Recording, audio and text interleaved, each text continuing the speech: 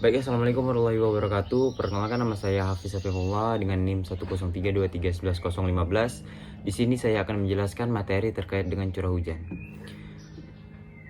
Dimulai dari yang pertama adalah pengertian dari curah hujan. Curah hujan adalah jumlah air yang jatuh ke permukaan bumi dalam bentuk hujan di dalam jangka waktu tertentu. Curah hujan biasanya dihitung dalam satuan milimeter, yang menunjukkan kedalaman air yang jatuh jika seluruh area yang dihujani tertutup air hujan tersebut. Curah hujan dipengaruhi oleh berbagai macam faktor, termasuk iklim, musim, topografi, dan aktivitas atmosfer. Proses terjadinya hujan melibatkan beberapa tahapan yang dijelaskan sebagai berikut. 1. Evaporasi. Evaporasi adalah proses penguapan air dari laut, sungai, danau, dan area-area lembab menjadi uap air. Yang selanjutnya adalah kondensasi. Uap air yang naik ke atas atmosfer akan mendingin dan berkondensasi menjadi tetesan-tetesan air yang membentuk awan. Selanjutnya adalah presipitasi atau turunnya hujan. Proses ini di mana awan tersebut mencair dan turunlah air lagi dalam bentuk hujan. Selanjutnya, faktor-faktor yang mempengaruhi curah hujan. Ada berbagai macam faktor yang mempengaruhi. Yang pertama adalah kondisi geografis atau topografi. Daerah yang terletak di pegunungan cenderung menerima hujan lebih banyak daripada daerah yang tidak di daerah ketinggian. Udara lembab yang naik di sisi pegunungan akan mendingin dan mengendapkan uap air sebagai hujan di sisi yang lebih tinggi. Yang kedua adalah suhu. Udara panas cenderung menahan lebih banyak uap air, sehingga pada daerah yang lebih panas, tingkat evaporasi lebih tinggi, yang dapat menghasilkan hujan yang lebih banyak jika kondisi lain mendukung. Yang ketiga adalah angin. Angin membawa uap air dari lautan atau tempat lain dan dapat menyebabkan peningkatan curah hujan di daerah-daerah tertentu yang berada di dalam jalur angin tersebut. Yang selanjutnya adalah kelembapan. Kelembapan udara yang tinggi dapat mendukung terbentuknya awan dan hujan, karena udara yang lebih jenuh akan lebih mudah mengkondensasi uap air menjadi tetesan air. 5. Perubahan musim. Di daerah beriklim tropis, curah hujan sangat dipengaruhi oleh pergerakan sistem monsun dan fenomena El Nino atau El Nina. Selanjutnya yang akan saya bahas adalah analisis dari curah hujan. Analisis curah hujan biasanya dilakukan untuk memahami pola distribusi hujan, identifikasi musim hujan dan kemarau, serta untuk perencanaan dalam berbagai sektor seperti pertambangan, pertanian, pembangunan, dan pengelolaan sumber daya air. Jadi di sini kita dari jurusan teknik pertambangan tentunya juga harus mendalami atau mengetahui yang namanya curah hujan. Jadi kita dapat menerka hujan itu akan terjadi kapan dan di mana gitu. Jadi untuk proses penambangan akan kita rencanakan dengan lebih maksimal. Ada beberapa analisis yang dapat dilakukan. Yang pertama adalah analisis rata-rata curah hujan, terus distribusi curah hujan, terus variabilitas curah hujan, terus indeks hujan, terus analisis frekuensi hujan. Yang pertama, analisis rata-rata curah hujan. Menghitung rata-rata curah hujan bulanan, musim, atau tahunan untuk memahami seberapa banyak hujan yang terjadi pada periode tertentu. Rata-rata ini digunakan dalam perencanaan pertanian dan perencanaan sumber daya air dan bidang-bidang lain. Jadi ketika kita menghitung rata-rata curah hujan yang terjadi dari data yang kita peroleh dari data tersebut diperoleh dari kejadian hujan di suatu daerah misalnya. Nah, jadi itu kita bisa menyimpulkan atau menarik kesimpulan daerah mana yang lebih banyak hujan, daerah mana yang hujannya sedikit gitu. Jadi kita bisa tahu seberapa banyak hujan yang terjadi di suatu daerah. Terus distribusi curah hujan. Menelaah pola distribusi curah hujan di suatu wilayah, apakah merata sepanjang tahun atau terpusat pada waktu-waktu tertentu. Dalam analisis ini digunakan data curah hujan yang diperoleh dari berbagai stasiun pengamatan untuk memetakan distribusi hujan. Sama dengan menganalisis rata-rata, distribusi curah hujan juga kita menggunakan data hujan yang kita dapatkan, misalnya dari BMKG atau lain-lain. Selanjutnya adalah variabilitas curah hujan. Menganalisis fluktuasi curah hujan dari waktu ke waktu, baik dalam periode pendek seperti harian atau mingguan maupun periode panjang seperti tahunan. Ini membantu untuk memprediksi kemungkinan kejadian ekstrim seperti banjir atau kekeringan.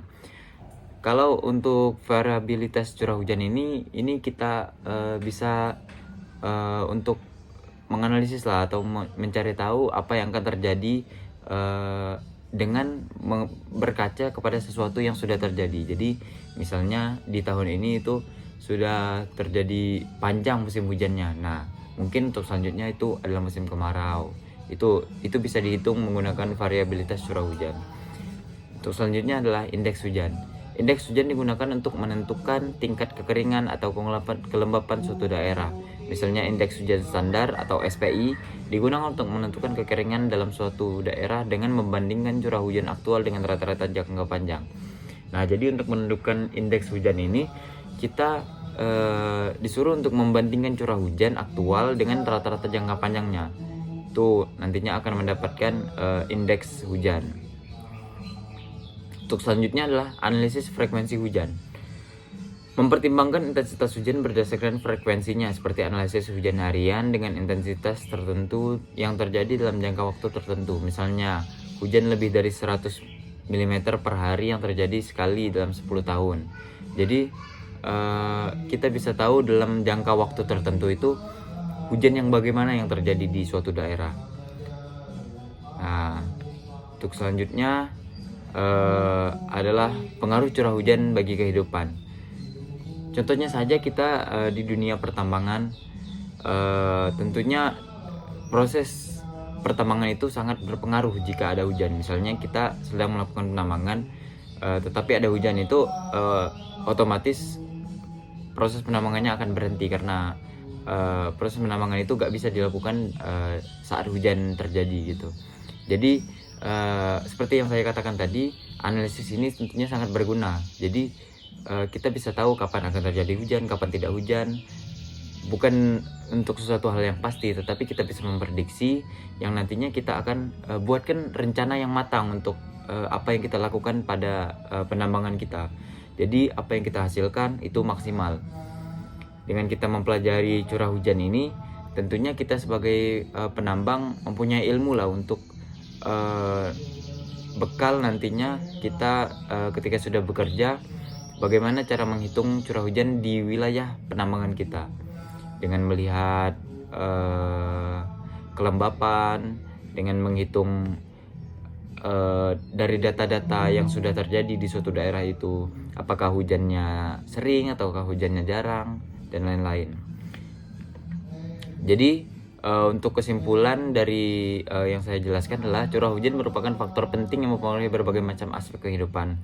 Oleh karena itu, analisis curah hujan sangat penting untuk pengelolaan sumber daya alam, perencanaan pembangunan, dan mitigasi bencana. Pemahaman terhadap pola curah hujan dapat membantu dalam perencanaan yang lebih baik dalam menghadapi tantangan iklim dan cuaca yang beragam. Jika Anda membutuhkan data curah hujan, tentunya kita harus memintalah atau mencari tahu di situs online itu ada beberapa data curah hujan yang bisa kita analisis. Baik, untuk tugas saya mengenai curah hujan itu saya mengambil dari data di Kota Bukit Tinggi. Itu dia menunjukkan data curah hujan dari tahun 2005 sampai 2017. Nah, di sini sudah dihitung itu untuk rata-ratanya, dan saya melakukan analisis Gambel untuk di 13 tahun ini. Nah, untuk hasil dari rata-ratanya itu adalah 413,8769. Untuk standar deviasinya adalah 40,82684. Untuk SN-nya adalah 0,9971, untuk YN-nya adalah 0,507, untuk 1/A-nya adalah 40,94559, terus untuk B-nya adalah 393,1175. Nah, dihitung juga curah hujan harian maksimum untuk berbagai periode ulangnya. Untuk periode 2-nya adalah DYT-nya 0,366513 dengan nilai 408,9 1,1246. Terus untuk periode 5-nya 1,499 dengan nilai rata-rata 454,49494. Terus untuk periode 10-nya 2,25037